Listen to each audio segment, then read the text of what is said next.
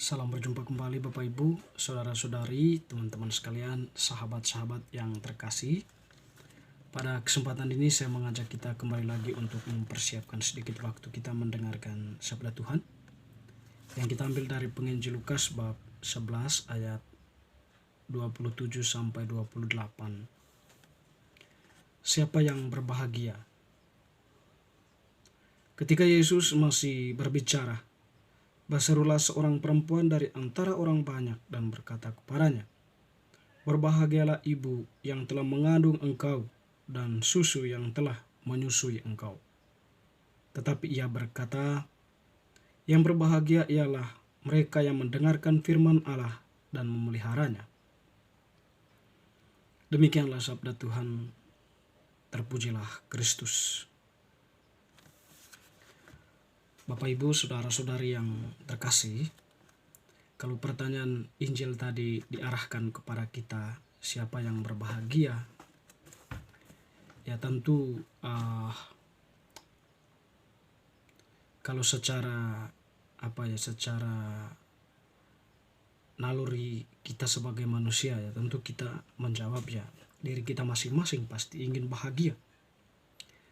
Tetapi ada faktor yang yang mengungkapkan kebahagiaan itu terjadi, atau ada landasan yang mengungkapkan adanya kebahagiaan itu, atau yang semacam menjadi akar dari kebahagiaan itu. Tentu kalau ditanya siapa yang berbahagia, kita ingin berbahagia karena mungkin kita ingin berbahagia karena banyaknya ini, adanya itu, kesuksesan, kekayaan, kekuasaan. Kiranya itu adalah landasan atau kebahagiaan itu terjadi karena adanya hal-hal itu. Siapa yang berbahagia? Orang-orang yang mempunyai hal-hal seperti itu. Tetapi hari ini kita mendengarkan dari bacaan Injil, ketika seorang ibu bertanya atau melontarkan sebuah pernyataan, "Berbahagialah ibu yang telah mengandung engkau dan susu yang telah menyusui engkau."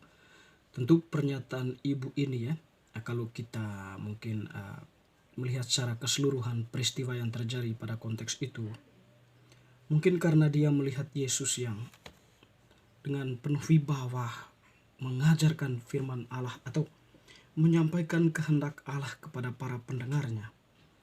Dengan berwibawa juga mengucapkan kata-kata pengusiran roh jahat. Lalu kemudian ajakannya atau kata-katanya yang membuat orang itu merasa tenang, mempunyai harapan, dan sebagainya. Singkat kata, bahwa di mata ibu ini, Yesus itu adalah seorang tokoh atau sosok yang dikagumi. Kekagumannya sampai menelusur ke keluarga.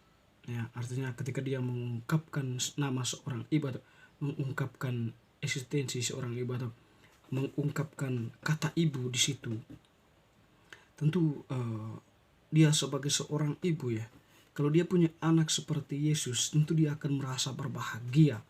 Jadi dia tidak sia-sia membesarkan, menyusu, merawat Yesus, karena dia menjadi seorang manusia yang bermakna, sangat berguna bagi orang banyak, mengantarkan jiwa-jiwa orang banyak kepada ruang pengharapan, ruang keselamatan. Lalu kemudian di situ ketika dia mengungkapkan itu, ada tanggapan dari Yesus, "Yang berbahagia ialah mereka yang mendengarkan firman Allah dan memeliharanya." Apakah di situ kemudian jawaban Yesus tidak menyentuh ibunya atau tidak menyampaikan keberadaan ibunya? Tidak. Yesus di situ justru memperkenalkan kepada ibu itu dan orang banyak di situ bahwa ibu saya itu adalah seorang ibu yang memang sudah melaksanakan tanggung jawabnya, melahirkan, merawat, membesarkan Yesus. Lebih dari itu, ibunya yang kita kenal dengan nama Maria, Bunda Maria, dia itu adalah seorang sosok yang mendengarkan firman dan juga yang sudah tadi itu kita sebut memelihara Yesus dengan penuh tanggung jawab dan kesetiaannya sebagai seorang ibu. Berbicara tentang mendengarkan firman Allah ini, Maria itu adalah mungkin orang yang sangat luar biasa dalam hal mendengarkan firman. Jadi Maria itu mendengarkan firman sudah sejak kecil ya, atau firman itu ya sudah menyatu dengan dirinya. Jadi pertama dia mendengarkan firman dari bacaan-bacaan kitab suci, hukum Taurat dan sebagainya. Lalu dia membaca semuanya itu, mencoba untuk mengerti dan menghayatinya. Ya, itu dari sisi luar. Lalu kemudian pada akhirnya firman itu sendiri bernaung di dalam diri, di dalam rahimnya. Itu artinya bahwa Maria itu menjadi perempuan yang dipenuhi dengan firman Allah. Firman Allah itu menguasai diri Maria. Dia mau datang dan memenuhi seluruh diri Maria, bersemayam di dalam rahim Maria. Firman Allah itu. Tentu di sini terungkap bahwa memang Maria itu adalah seorang yang sudah sungguh-sungguh sungguh-sungguh mendengarkan firman itu dan melakukannya, memeliharanya dalam kehidupannya. Tentu sebelum dia mengandung Yesus, dia sudah mendengarkan firman itu dari kitab hukum Taurat, membacanya sedemikian rupa, dan juga mungkin dia menghayatinya, memeliharanya, dan pada akhirnya firman Allah itu sendiri dia kandung di dalam rahimnya, di dalam hatinya. Jadi Bapak Ibu Saudara-saudari, kalau dikatakan bahwa berbahagialah ibu ya, Maria itu ya memang sungguh berbahagia. Yesus sungguh memuji ibunya di situ sebagai seorang ibu yang sudah sangat setia mendengarkan firman Allah dan memeliharanya. Bapak Ibu Saudara-saudari yang terkasih, di kesempatan lain kita juga mendengar ya bagaimana dalam bacaan perikop Injil yang lain ya, Injil sinoptik yang lain, dikatakan bagaimana ketika Maria dan saudara-saudaranya mencari Yesus ya. Ketika ada orang mengatakan kepada Yesus, ibu dan saudara-saudaramu ada di luar. Nah, di situ Yesus memberikan jawaban hampir sama dengan ini tadi. Siapakah saudaraku, siapakah ibuku? Ibu dan saudaraku adalah mereka yang melakukan kehendak Allah. Di situ bukan berarti Yesus itu menolak ibunya, kedatangan ibunya. Bukan. Tetapi di situ dia memperkenalkan ibunya bahwa ibu saya itu ya sudah melaksanakan firman Allah itu ya sampai saya seperti ini. Jadi tanpa dia mungkin saya tidak seperti ini. Justru karena kesetiaan ibu saya mendengarkan firman Allah dan memeliharanya sedemikian rupa, maka saya pun terbentuk seperti ini, menjadi seorang pribadi yang mampu mewartakan sabda Allah, atau diri saya sendiri itu adalah sungguh-sungguh dibentuk sebagai firman Allah yang diperkenalkan oleh Maria itu kepada dunia ya. Jadi berawal dari Maria ya, dalam konteks sederhana ya, di Maria yang sudah mendengarkan firman Allah, memeliharanya, dia ungkapkan itu dalam merawat, membimbing Yesus demikian rupa ya, mencintai Yesus dengan sepenuh hatinya. Karena itu tadi dia sudah menjadi seorang ibu yang melakukan kehendak Allah, mendengarkan firman Allah itu.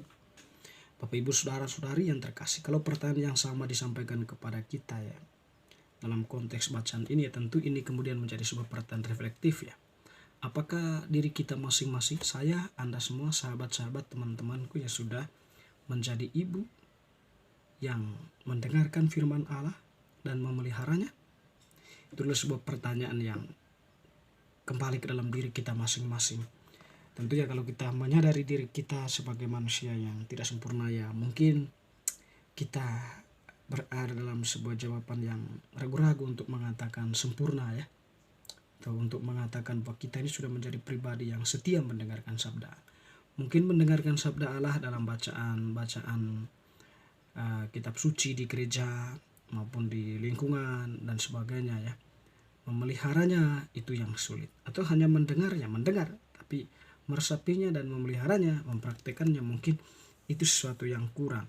Dan oleh karena itu ya, pada kesempatan ini Yesus sebenarnya mengajak kita ya, Pak, meskipun kita ini lemah, manusia yang berdosa ya. Tetapi ya kesempatan itu selalu terbuka bagi kita untuk bertobat, untuk terus mau mendengarkan sabda Allah. Sabda Allah itu akan membentuk kita menjadi pribadi yang apa namanya, yang bisa diandalkan oleh Allah, atau menjadi duta kebenaran, duta firman itu sendiri ya.